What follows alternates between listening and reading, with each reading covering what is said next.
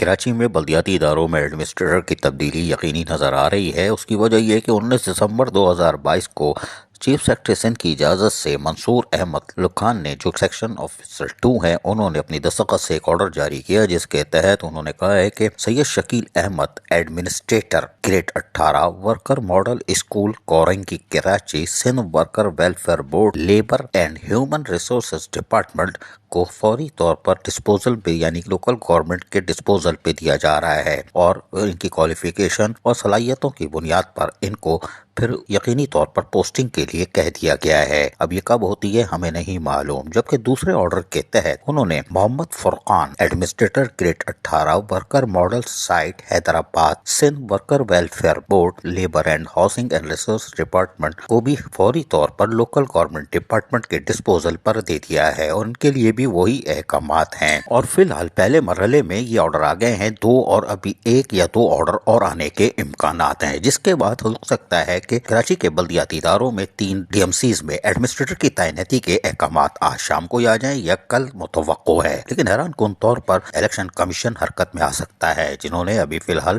Transfer posting پر بلدیہ عظمیٰ کراچی کو بھی ہدایتیں جاری کی تھیں، لیکن اب دیکھتے ہیں فی الحال دونوں افسران کو لوکل گورنمنٹ کے حوالے کر دیا گیا ہے۔ عزیز عارف، KBS بلدیاتی نیوز کراچی۔ ایسی ہی خوبصورت ویڈیوز فیوچر میں حاصل کرنے کے لیے ریڈ بٹن پر کلک کر کے اور بیل آئیکن کو پریس کر کے ہم سب کے سبسکرائبر بننا مت بھولیے۔